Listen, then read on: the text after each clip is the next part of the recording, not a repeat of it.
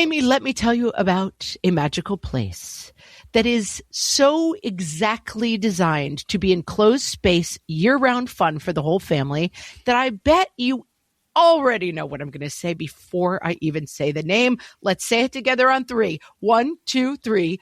Great Wolf Lodge. You got it, Amy. My kids loved Great Wolf Lodge when we went. You probably already know that it has a huge indoor water park with a wave pool, lazy river, a bunch of massive water slides. But then your pack can hit the other attractions because, wait, there's more. Great Wolf Lodge has adventure-packed attractions like Magi Quest, a live-action game kids can play throughout the lodge, plus the Northern Lights Arcade. Spent some quality time there, so your kid who loves the lazy river and your kid who loves fantasy games will both have a great time. Great Wolf Lodge also offers great dining options and complimentary daily events like nightly dance parties, all under one roof. Unpack the car once and you're settled in to have fun. And with 22 lodges across the country, you're always a short drive away from adventure. We've both had such great times at Great Wolf Lodge, so bring your pack together at a lodge near you. Learn more at greatwolf.com and strengthen the pack. Welcome to Ask Amy from What Fresh Hell, Laughing in the Face of Motherhood, solving your parenting dilemmas one question at a time.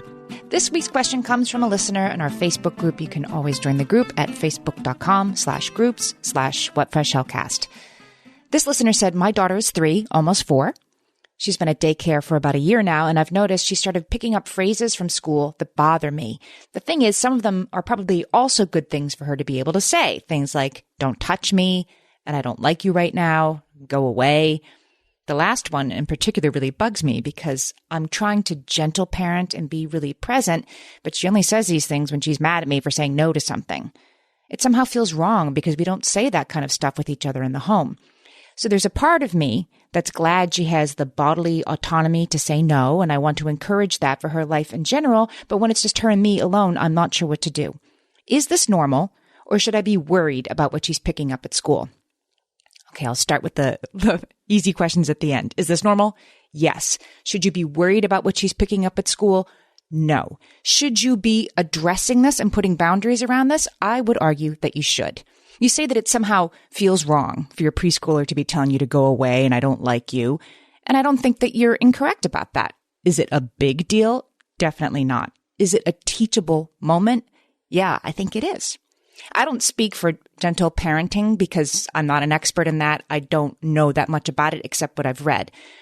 But I don't think that parenting gently has to mean never correcting a child when they're doing something that's unkind or hurtful. Otherwise, how will they learn? Your child is definitely allowed to express when she'd prefer to play alone, right? For sure. And I don't like you right now is exactly a normal way for a preschooler to express that sentiment. But there are probably ways for her to express that preference without hurting the other person's feelings, whether it's a parent or a classmate, right? Things like, okay, I would really like to play alone right now, please. I need a break right now. And in those moments, I think that you could sort of model those alternatives for her and tell her that in your home, you speak respectfully. So you're going to say, I need a little bit of a break right now.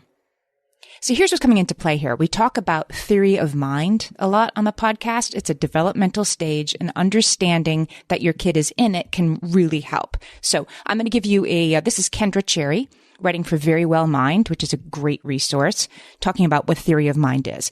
She says it's an important social cognitive skill that involves the ability to think about mental states, both your own and those of others. It encompasses the ability to attribute mental states, including emotions and desires and knowledge, and recognize, here's the important part, that other person's thoughts and beliefs may differ from yours.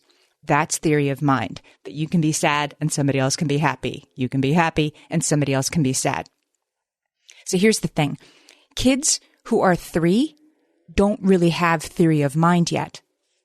They've studied this, and they have found that when kids who are 3 and under are asked theory of mind questions, this little boy's puppy ran away, and how do you think he feels right now? Even if they're looking at a picture of a sad little boy, like they're not sure. They don't know. They usually get them wrong. As these kids turn 4, they start to get those questions right all of a sudden. It clicks for them.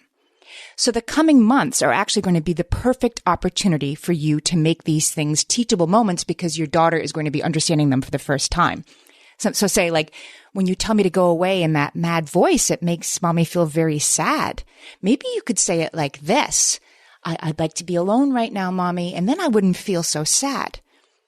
Now, this is totally different from the big voice and the big words your daughter is going to use when she needs to assert her bodily autonomy.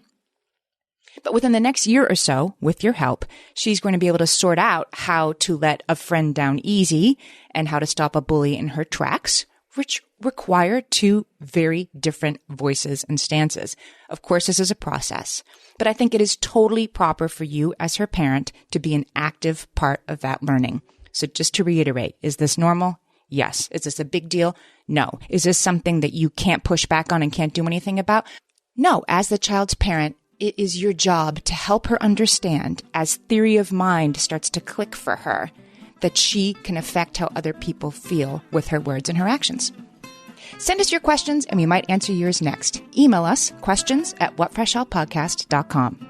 Thanks for listening.